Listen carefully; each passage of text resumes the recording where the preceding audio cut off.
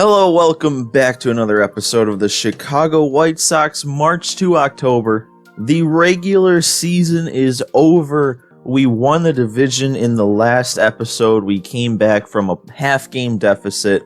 We pretty much didn't lead the division all year, and we made a push right at the end to take it away from the Indians, and we were the AL Central Division champs. And as I mentioned at the end of the last video, the last episode of this, we were going to take a little bit of a break, a little bit of a buffer between the end of the regular season and the playoffs here. And we're going to take this time to go over the stats, do a little recap of the season too, as much as we can within this mode, because what you can see is kind of limited, but we're going to make do. So I feel like I should warn you, and not really warn you, but just let you know, if you're not a stat person, if you don't enjoy going into a deep dive of like individual players' stats, this probably isn't going to be the video for you. if you're a fan of this series, you might just want to wait until the first game of the postseason episode comes out, because this one is going to be probably a long video. I'm not going to do much editing. We're just going to be looking at the stats of everybody and just basically recapping how everyone individually did and how the teams did and what all happened throughout the year, everything we can see at least. And I say everything we can see because this game mode, March to October, it kind of limits you what you can go back and look at. I remember last year for my Brewers March to October, I made this exact same video at the end of the season. I did a stat recap, and they took away the stat screen. Like, there's this screen I can go to here of my team stats, but as soon as the regular season's over, it just transitions into showing postseason stats, and like you can toggle this and everything, and this is just career. So there's no way to go back and look at your regular season stats, at least as far as I'm aware. So that means we're going to go into each player individually and look at their stats and take a little bit of a deep dive into everybody. But first, I want to give a little recap of the standings here. So we didn't spend too much time in the videos looking at everyone's standings. We pretty much only looked at our division because, that's really all we're concerned about. So we'll start in the American League East. The Yankees, I think, had the best record. And I think, because I already kind of glanced over everything, I'm pretty sure the Yankees ended with the best record in the entire league with 103-59 record. They were doing a lot better earlier in the season, so they must have hit a bit of a snag at some point.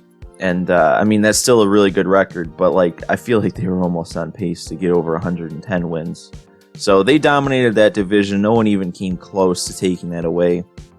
The Red Sox, so they had a bit of a bounce back year, it looks like. Actually, I can't even remember what their record was last year in real life. I just know they they went from the World Series winners to not even being in the playoff race. And then the Rays, pretty average season. And then the Blue Jays, I don't know everyone's record off the top of my head, but I think that's an improvement for the Blue Jays. I don't know for sure. And then the Orioles, kind of predictable, awful season. And up in the top right, man, they are by far and away the worst team, probably. All right, now we'll go over here to our division. Like I said, we've been going over this all year, so I won't spend too much time. But it was a 3-team race all year, and then the Twins started to fall off at the end. And then, like I said at the beginning, we made a very last-second push to take this top spot away from the Indians. The Royals and Tigers were never a factor, obviously. They weren't up there. I'm pretty sure our record of 101-61 being right behind the Yankees, I'm pretty sure that's the second best record in all of baseball. So being in our division, which seems to be a little bit more competitive all around, I don't want to toot my own horn, but might be more impressive. And it looks like, if you look at the top right, we finished being ranked 6th in the entire league in terms of attributes. I don't know what we were at the start. I wish I would know that, but we had a lot of young guys who improved throughout the year, and we also made some trades. So everything but our defense is top 5. That's pretty good. And then we'll move over here to the American League West. The Astros took that division. They did not end the season well. They're our first opponents in the playoffs, ending the season on a 4-game losing streak, losing 6 out of their last 10 at least. They could have been even worse before that. And then the A's, really their only competition, and then no one else coming close. The Angels finished above 500. That's a pretty standard Angels season, I would guess, because they had both Rendon and Trout who were putting up insanely good numbers. And I remember near the end of the season, not while I was recording, I wanted to look at the Angels because of how good Trout and Rendon were doing. And I looked, and they were, about the same record. And, it literally was. It was just the Angels, but, amplified from normal. Trout and Rendon both putting up MVP caliber seasons. I remember even Pujols was having a really good year. So, all their hitting was just through the roof, and then their pitching just lost it. It was almost like our team earlier on in the season, where our hitting was just insane. Our team batting average was over 300 and all that, and then our pitching was what was holding us back. But we were able to fix that. The Angels weren't, and they got stuck in third place in their division. So that's that for them. And then the wild card here, we already know it's the Indians and the Twins. So both of our division rivals making the wild card there. So that just shows that we did have a pretty strong division, with both of the people who finished behind us being who made the wild card. So then over to the National League. I really don't know if I looked at the National League at all, even on my own. So this is probably going to be new to me. And the NL East finished with the Mets winning the division with an 89-73 record. The Braves making the wild card at 82-80. Wow. The NL must have kind of struggled this year if an 82-80 team is making the wild card. Wow. The Nationals don't even make it back to the postseason after winning the World Series the year before. It looks like, whoa, actually look at between the Braves and the Nationals here. The Braves finished winning 5 games in a row, and the Nationals finished losing 5 games in a row. And then the Braves 8-2 in their last 10, the Nationals 2-8. The Nationals had that spot locked up. They probably had a pretty decent lead over the Braves, and then they just lost it in the last week. That's actually kind of crazy. Man. I wish. That's one thing that I mean, not the only thing, but it's one thing that I don't like about March to October is you're kind of limited in what you can see. And I wish I could go back and see the ending of both those teams' schedules and just see how those games shaped up and how they ended up blowing it.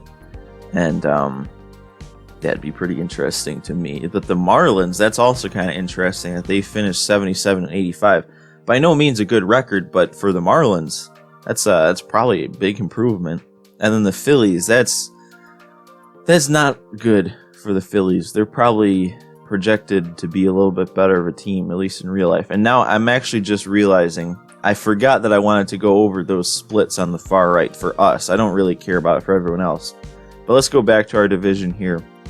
We finished, I wanted to look at these day, night, and home and away splits. We seem to be a lot better at home. I mean, that makes sense. We also dominated our division, 51-25. We had over double the wins than we had losses. I think I said that right. Within our division. Then at home, we went 54-27. That's a really good record. I think that's also the same record that I currently have in ranked season on Diamond Dynasty. Not that that matters, but it's kind of funny. And then away, we were still really good, but not quite as good. But then I find this interesting, our day-night splits. We were still really good during the day, 35-27. That's a winning record, but that is nowhere near as dominant as our night record. So that's kind of interesting that we were much better as a night team than a daytime team. All right, so let's resume here what we were looking at. Back to, I think we finished NL East, so we'll go to the NL Central. Wow, that's 2 now. Both divisions in the NL finished with winners under 90 wins. The Cardinals took their division 87-75, and then no one else having a winning record in the whole division. I mean, it was kind of a close division, at least relatively to the other divisions, but just not good.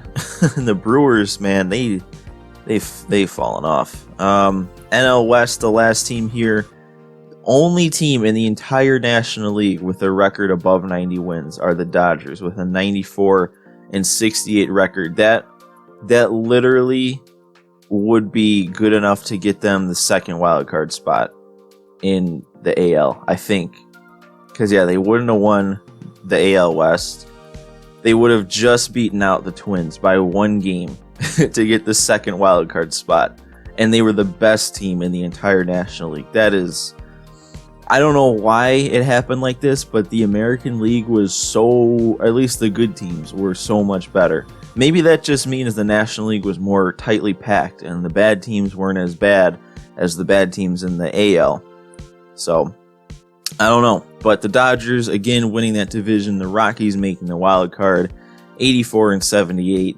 And then no one else above a 500 record. That's only 5 teams in the entire National League with a record above 500. That just does not seem right. That seems so bad.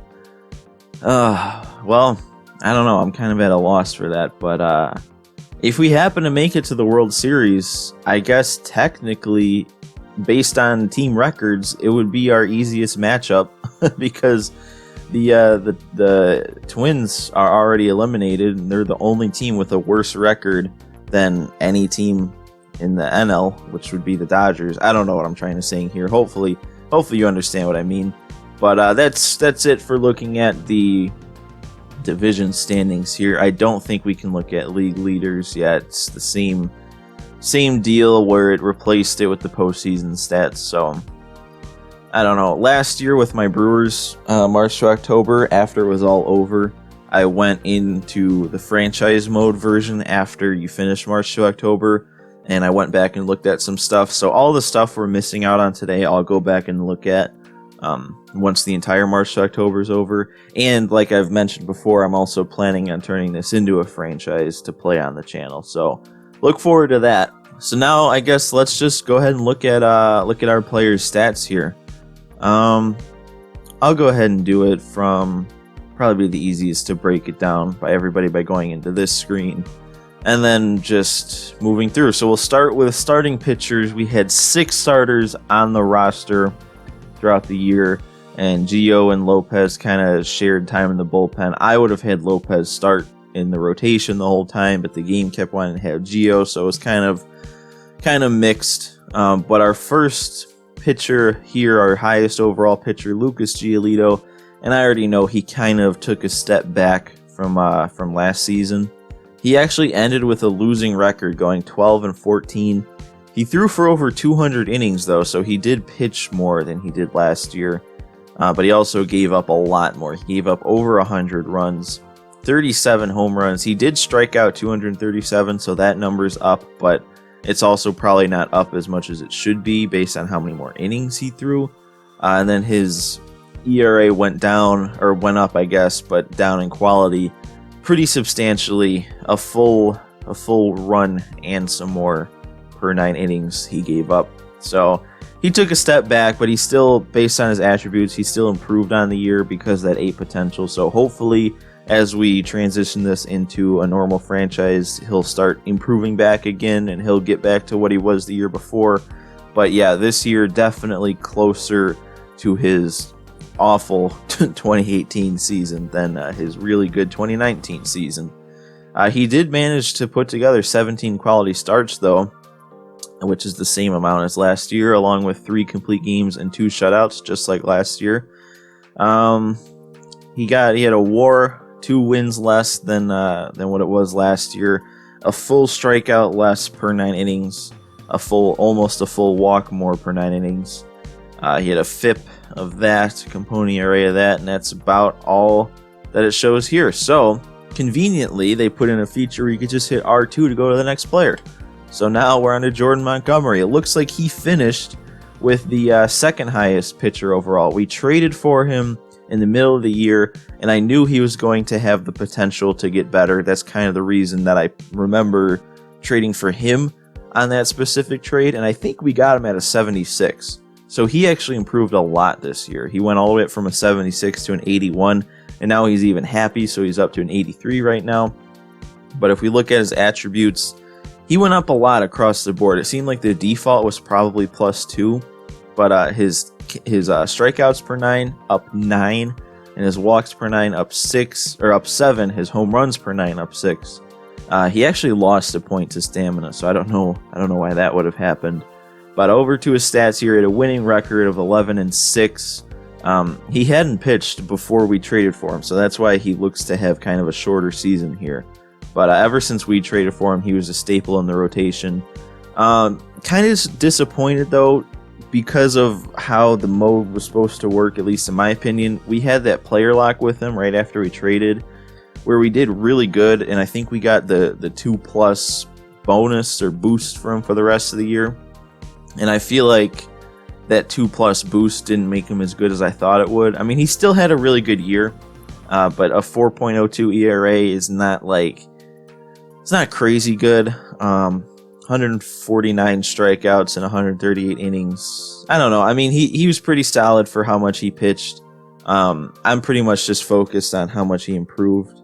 All right, well, I'm back now. I mean, I guess I didn't technically go anywhere in this video, but right as I was in the middle of talking about Jordan Montgomery here, I got a text that my mom locked her keys in the car, so I had to go save her. So it's been about an hour since I was looking at this screen. I think I talked pretty much everything about Montgomery. I might not have gone all the way to the right here and looked at these more advanced stats. So he had 3.2 wins above replacement. So I think that was better than Giolito. He had about a strikeout per inning. He walked just under 3 per 9, gave up less than 1 home run per 9.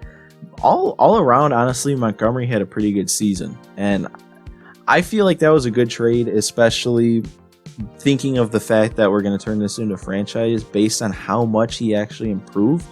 I mean, he's still a younger guy, 26 years old. He'll be 27 next season. So, he's still got some room for improvement, but he's also got some time to, stay at the highest he's going to get to, which I don't know what that is. But, 81 overall, that's a solid rotation guy. For now, at least. And I didn't mean to back out because we can just go right to the next guy. But the next guy is going to be Carlos Rodon. He's honestly, if you think about it, he's really similar to Montgomery in terms of him being 26 years old, left-handed starting pitcher with a B potential. But he had a pretty solid improvement on the year. I don't know what he started at, but he's an 80 now. So he improved that much. He also lost 1 to stamina. I don't know why everyone's losing stamina, but +6 to his strikeouts and walks per 9. And then it seems like +2 was kind of the default. And he had +3 to his control and +3 to his hits per 9. He also, because of the way March to October works, I don't think there's injuries. I think those are off by default. So we got to see Rodon with his first full season healthy in his career. Every season, I'm pretty sure he's been hurt at some point. So he managed to throw for over 200 innings. He managed to also get a 14-8 record, which the record, I've been saying that for everyone, it doesn't matter because very little of the record is from the pitcher. But he managed to give up less than 100 earned runs in his 200 innings. He also had an ERA of 4.31. So that's not crazy good, but it's an improvement over last season at least, which I guess he didn't even pitch that much. But for his first actually full season, I'll take that, especially a year when our pitching as a whole was kind of down. He did give up 40 home runs though, which that's kind of a lot. It looks like his home runs per 9 wasn't affected though, which probably means that he gave up too many home runs for it to go up at all. But he had 3 complete games, 18 quality starts. He had a 2.1 wins above replacement. These numbers all over here. I don't know. Rodon, honestly, he was solid. I don't remember using him too much though. We used him in that very first game when we were going for that, or not the very first game, but it was the second episode, the first game of that one. And he was going for that no-hitter, and he gave it up immediately. And other than that, I'm sure I did, but I don't remember pitching with him that much. Same thing with Giolito, honestly. I don't remember pitching with him. Honestly, did I pitch with him at all? I'm trying to think now. I might not have actually used Giolito on the mound this whole season. I legit cannot remember a time where I used Giolito. That's kind of weird to think about. We'll just go over to the next guy. So we have Dallas Keuchel, and this dude, man, he was insane the first half of the year. He had like an ERA under 2 for such a long time, and it wasn't until like the last couple months that started rising.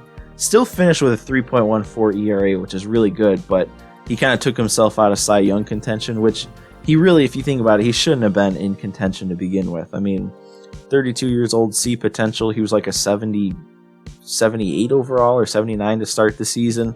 So even he managed to improve, but that's basically just down to how good he pitched. 232 innings pitched, the exact same amount he pitched in his Cy Young award-winning season back in 2015.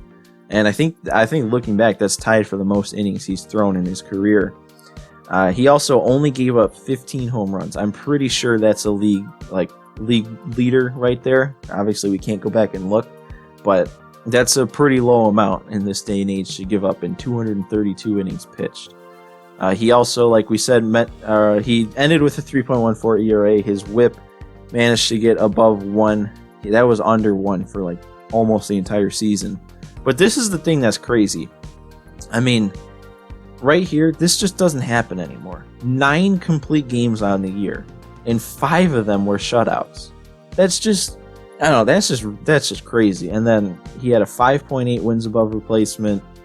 If he would have maintained, or at least maintained like 80% of how good he was up until around the All-Star break, he probably would have ended up with the Cy Young Award. But he kind of fell off at the end. So I don't think he is really in contention for that anymore. I think Chris Sale had a really good season. So he's probably not there, but really, really good, weirdly good season from Dallas Keuchel. Wasn't expecting that.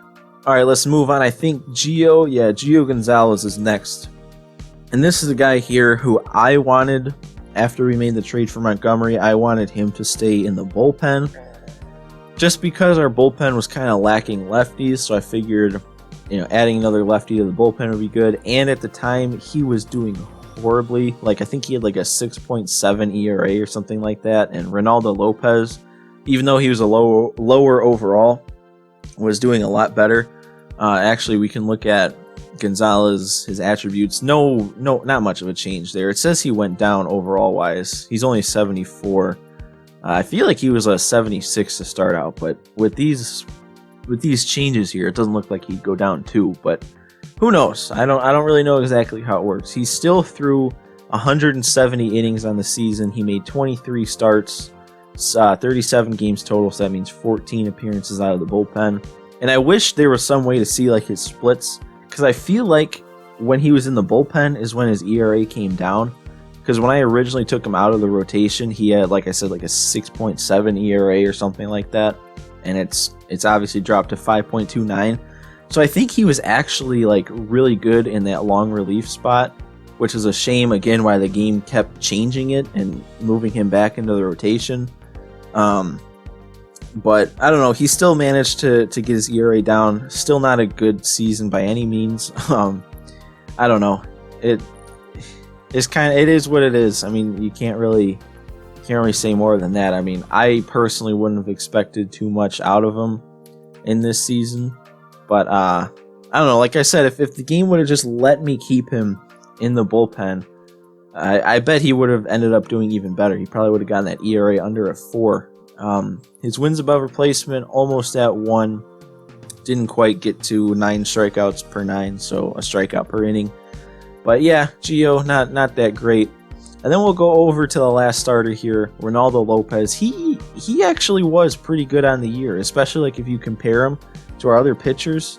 He was pretty much right there, and I personally wouldn't have expected that with his lower overall. But he's up to a 73 now and 75 with his morale. And yeah, I mean, he had a good year. He had 21 starts and 35 total games, so I think that's also 14 appearances out of the bullpen, which is the exact same as Gonzalez was. But I feel like Lopez was better as a starter, at least when I used him, because if you remember, I feel like in the last couple of episodes, Lopez was in the game when I came in, but he came in as a reliever, and we weren't able to shut the door with him. So, I don't know. I feel like I know what is best for my lineup, and the game keeps trying to change it, and it's frustrating. I'll try not to complain about it anymore. But I don't know. I'd like it if they would leave Lopez in the starting rotation and leave Gonzalez in the bullpen like I want. But anyway, in Lopez's games, in his 21 starts, he actually got 19 decisions, which actually seems kind of crazy. Maybe, I mean, some of them could have been from his bullpen appearances, but 11-8 record, 166 innings pitched with well under 100 runs given up, and that gives him a 4.23 ERA. His WHIP was a little high, but you know, what are you gonna do? He had 2 complete games with a shutout, and his wins above replacement was 1.5.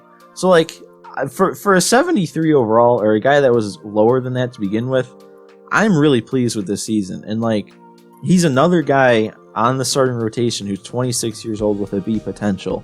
So I mean, he's a little lower of an overall right now, but for the time being, moving into a normal franchise mode, he could be a solid 5 spot in the rotation. I mean, we do have some young guys coming up, so I wouldn't be surprised if they kind of boot him out. But I don't know, man. Like, if he keeps pitching well and improving, he could keep his spot. But also, if we have to move him to a long relief spot, that might be solid. Or even if he's good enough with a high enough overall and potential to be traded, that could work too.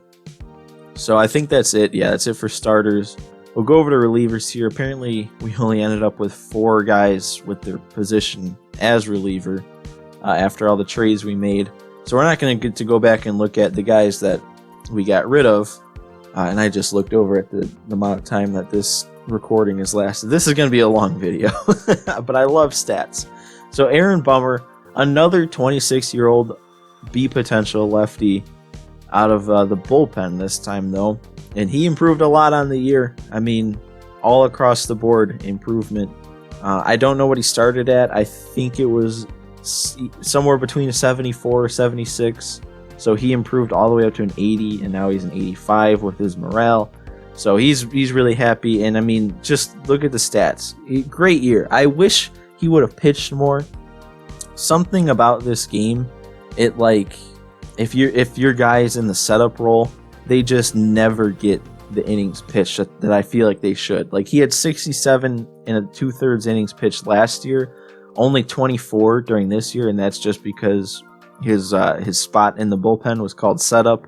And I feel like the only time they bring those guys in like when you're simulating, is when it's a save situation, but it's not yet the 9th inning, and you have 2 setup guys, so they kind of split it between them too. So I don't know, they just don't throw as many innings. I hope, and I wonder if they will eventually kind of change it to a system of like leverage. So maybe you put your closer in as the role in the bullpen, but then the rest of the bullpen is kind of sorted by who you want in different leverage situations. So like, you could put a guy like Bummer, instead of as a setup guy, so that he only comes in like the 7th or 8th inning, you could have him be the highest leverage guy. So like, if you're in a jam in the 5th inning, and the CPU brings in, while you're simming, the CPU brings in a reliever, they bring in Aaron Bummer because it's the highest leverage situation. I don't know. I mean, that's just a thought I have, but I would have liked, I mean, with how good Aaron Bummer did this year, I would have liked him to pitch even more.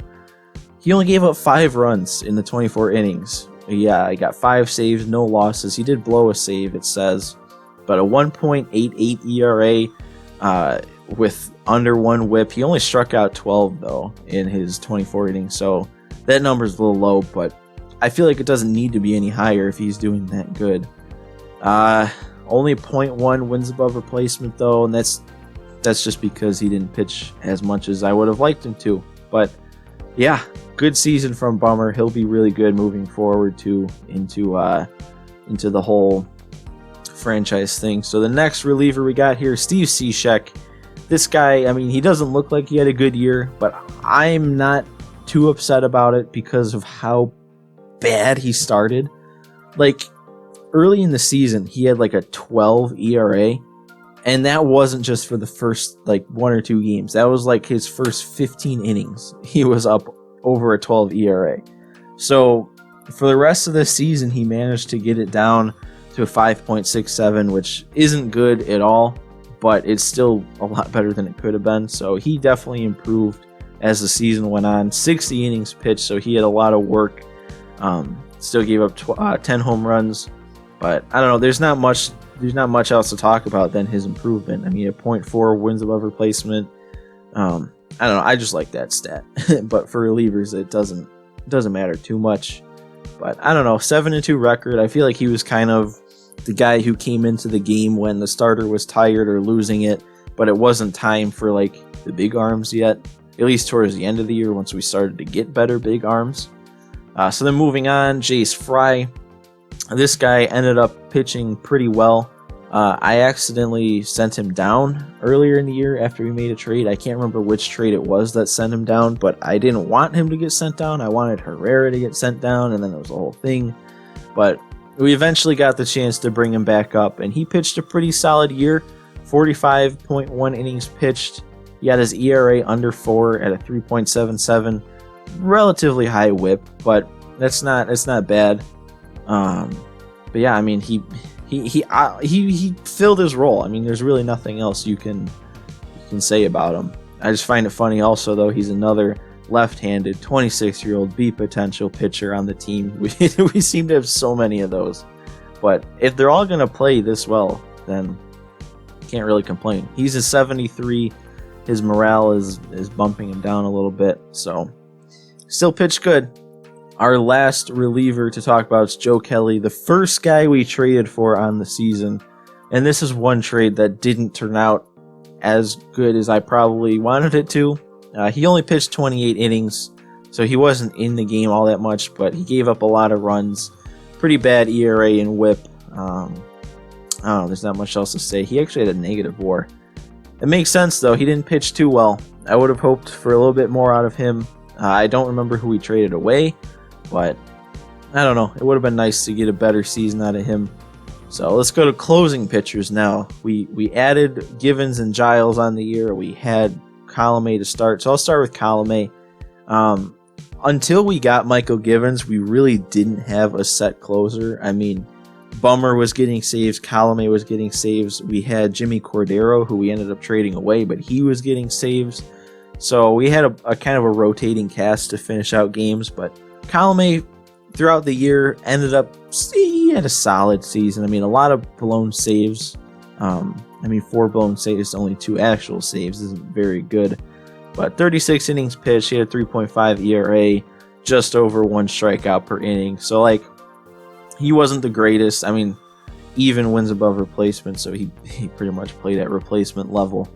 But yeah, I mean, we could have had a little more out of him, but also with what our bullpen became, we didn't need that much more out of him. So he did all right. Now let's go over to Michael Givens, our closer, after we got him. And this dude was lights out. 39 saves on the season. We got him right before the All-Star break, too. I forgot to mention that. But through 47 innings, getting those 39 saves, only 2 blown. Only gave up 8 runs throughout the whole year, which gave him a 1.51 ERA, under 1 whip, 1.5 WAR. I mean, this dude, one of the best trades, if not the best trade we made for the whole season. Lights out to end a game. That's all we could ask for, especially at the time when we didn't have anyone who was lights out to end a game. It was a really good trade. He's an 80 overall now. I'm not expecting him to go up much more because he's 29. He's going to be 30 next season. This was his contract year too, so don't know if we'll re-sign him or not. We'll probably explore our options, but that's for later.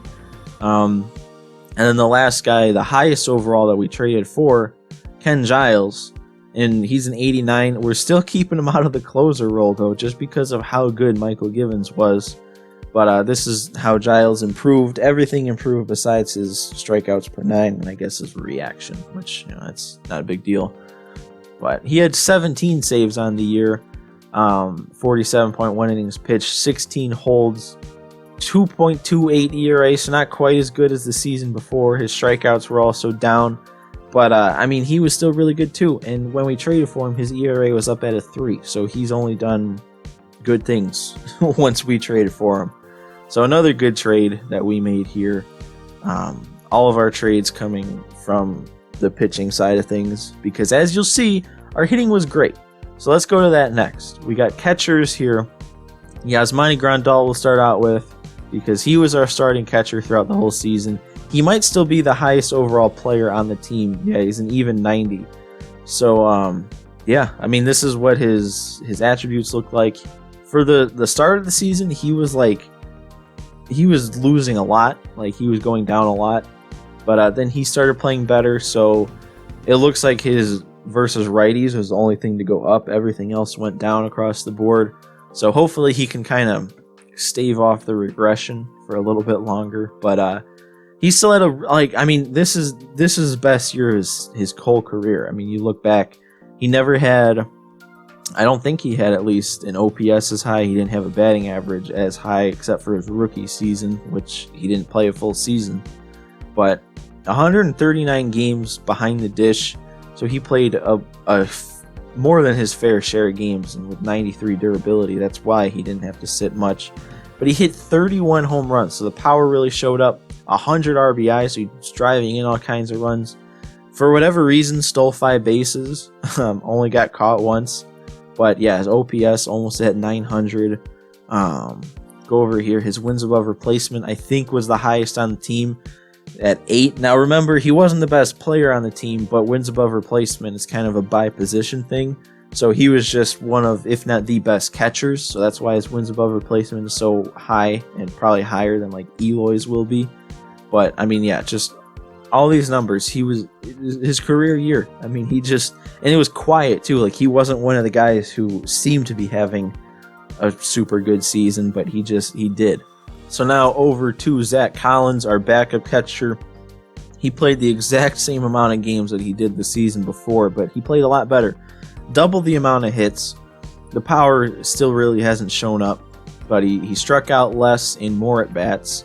He also walked less though, but 337 average, 930 OPS. I mean, he only had just under 100 at bats, so it's not like those are crazy numbers, but still as a backup, that's more than you can ask for. He actually got over a 1 wins above replacement as a backup, only playing 27 games. So Zach Collins, really good. He's improving too, all across the board, plus 2s and 3s. So he's already a good fielder. His hitting's only going to get better. He's a little bit on the older side. I mean, he's 25. He'll be 26. Says he's a 77 overall, but actually he's just upset. He's actually a 79. So he's better than it shows. He's just upset with pretty much everything. So it'd be nice for him to be like our future catcher with how good he was this year and how good he seems to be improving, but with how good Grandal did too. I'm not thinking about moving him. And then here's probably the weirdest stat line we're going to see all day. James McCann. He spent the entire season on the big league team, on the White Sox. He was there the whole year on the bench. But let's cycle over to his stats here.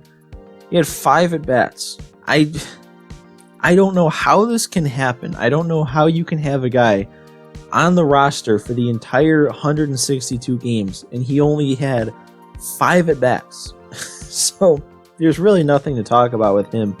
I wish we would have had the chance to trade him, because obviously we didn't need him. That was just kind of a wasted roster spot. So I don't know. There's not much to say about him. He'll probably be the first guy I look to trade once this is over and we move into a franchise mode. But yeah, just weird. All right, so now first baseman. Two guys to look at here, big names. First, Jose Abreu. He's starting his decline. I mean, he's getting up there, 33 years old, so he's gonna start declining. But he's still an 82. He still had a really good season. Couldn't quite get the average up over 300. So, but I mean, if you look at it, it's basically just another Jose Abreu season. Like, 30 home runs, over 100 RBIs. He does that almost every year. So that's not really unexpected from him on this season. He pretty much did exactly what he normally does. Other than the fact that his walks were up, his strikeouts were down, he pretty much just had a normal Jose Abreu season. There's not much else. He even had the exact same amount of at-bats as the last season. Wow. And then we'll go over to Edwin. This dude, what a season he put together. And if you look over here, everything's going down. Like, he is losing it, except for his contact. because he had such a good average. But like this dude, I don't know how he put together such a good season with all of his numbers going down like this, but he managed to hit 37 home runs, which is a ton. And then he, at the same time, had the .316 batting average with a .952 OPS. This dude literally he probably did have the best season of his whole career at 37 years old. He almost got 200 hits. He almost got 100 RBIs. I mean, his walks up to 87. He played all but 2 games. I mean, you look at here, he hasn't had a single season before this that he hit over 300, and then all of a sudden he hit well over 300. His OPS, I don't know if it had been better than this. He had a season at 941, but yeah, he was at 952. He put together his best season of his career. It's just crazy. He had a 4.9 wins above replacement. I guess that's not quite the best, but he was like Ryan Braun last year. If you remember my Brewers March to October, I keep referencing it, but Ryan Braun had like almost a career year of his own at like 35 years old or something like that as he was regressing. Edwin did the exact same thing. He's down to a 77 overall, but still one of the better players on the team. Then we go over to second baseman, and there's no second baseman on the roster. I mean, if you remember the whole year, it was pretty much Danny Mendick or Larry Garcia who were playing second base. They were both different primary positions. So Nick Madrigal, he was supposed to get the call, but we didn't have the chance to. So he would have been our second baseman, but he wasn't. So our only third baseman then was Yoan Moncada. What a year he put together too. Like, look at that, plus 12 to his power versus righties and plus 8 versus lefties. He really put it together. He was already having a really good season before I had my player lock with him. But then I had my player lock with him, and he got a plus 3. And ever since then, his power just took off. Like, I think his average stayed about the same. But he finished the season with 42 home runs and 40 doubles. He couldn't quite get his average over 300. But that doesn't matter when you're putting up those numbers. Like a 291 average with all that, still really good. His walks were up, his strikeouts were down. I mean, what more can you ask for out of him? He put together his best season of his career too. And one thing that I keep noticing on everybody is their stolen base. I don't know why the CPU wanted to steal so many bases, but like 8 caught stealings. Other player like Edwin, he had a bunch of stolen base attempts. I forgot to look at that. Now I'm kind of curious. Yeah, he had 6 stolen base attempts. 4 of them caught stealing. Why are you trying to steal 6 times with a guy with 9 speed? Like, he just shouldn't be stealing. I don't know why the CPU wanted everyone to steal. But Moncada, back to him. He put together, like I said, best season of his career. Wins above replacement of 4.9. He seemed to be pretty good in the field. Only 11 errors. But yeah, I mean, again, there's just not much else to say about him. Only third baseman on the roster, so let's move over to shortstops. So we got 2 fun guys to talk about here. First of all, Tim Anderson, the batting champion the year before. Let's see if he did as good this year. Not quite, but he still had an average of over 306. The power showed up a lot more, though, with 24 home runs and 46 doubles along with 3 triples. I mean, his walks were way up too. So Tim Anderson, another guy who probably put up the best year of his career. I mean, it's close between this year and last year, just with how good his average was. But he also played more games this year.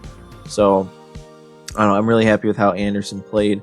It didn't seem like when I used him, he made too many mistakes in the field, even with his low fielding. He had a 3.9 wins above replacement.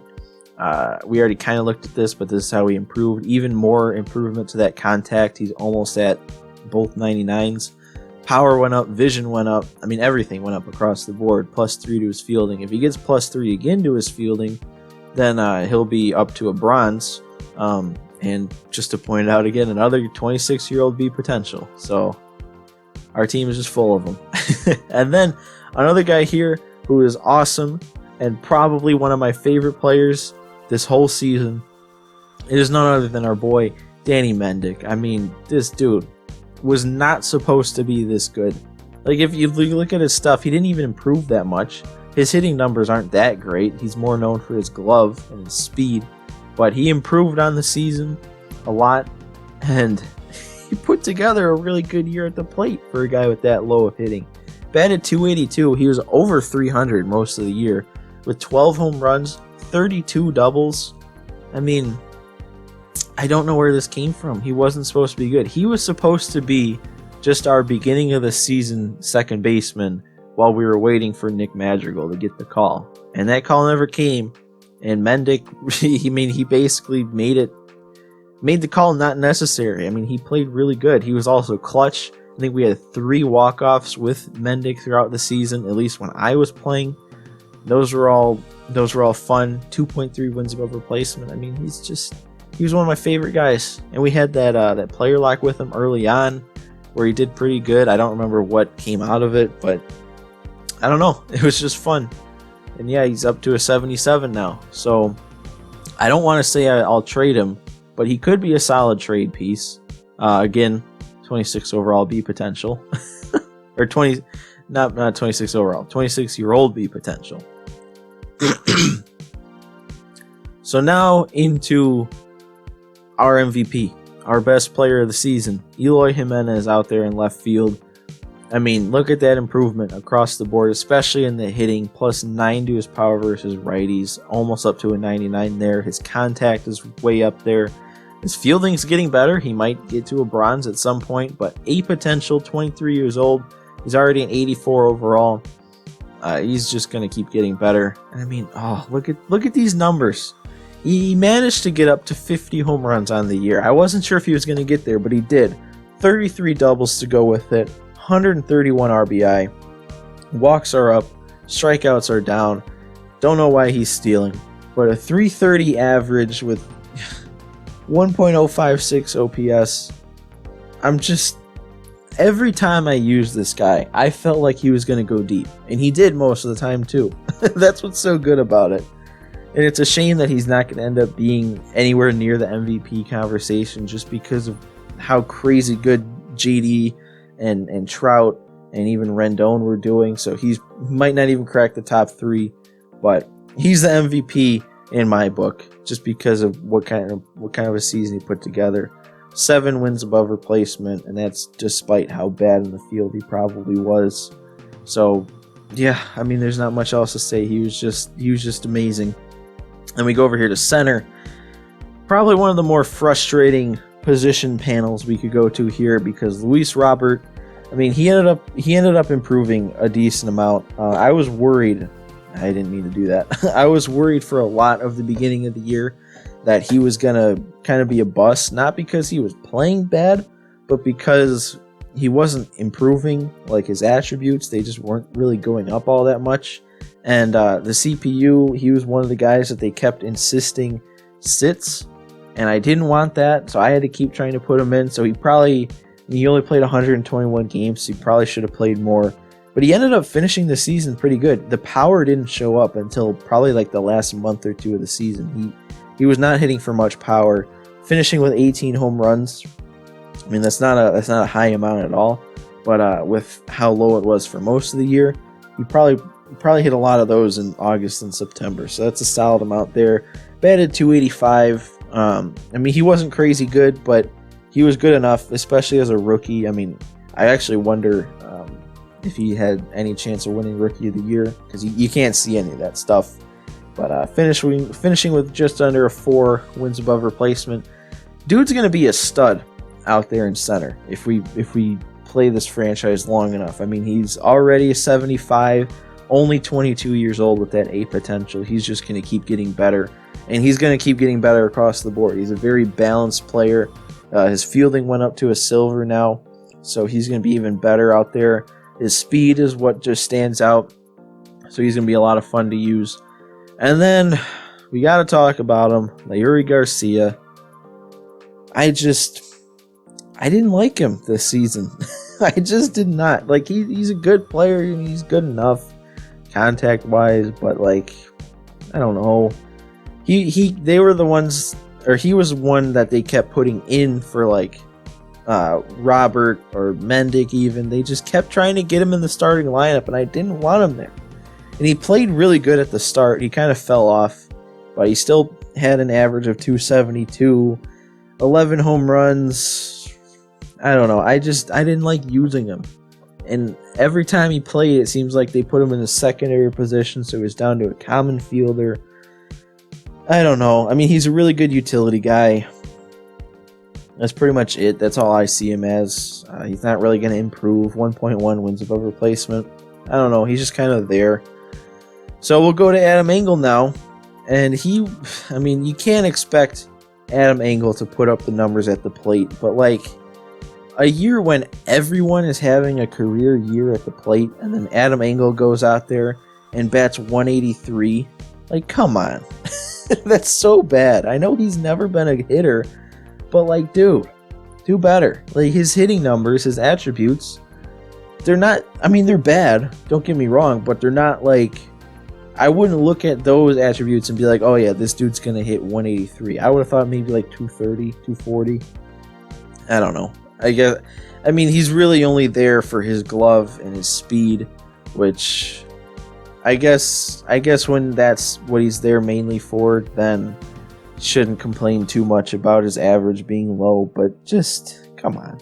All right, and the last guy that we're gonna go over, but not least, Nomar Mazara. I didn't actually do it. The White Sox in real life got him in a trade in the offseason. He's still a young dude. He's been in the league for a while, but he's still only 24 years old, and this is what his improvement looked like. All across the board, improving.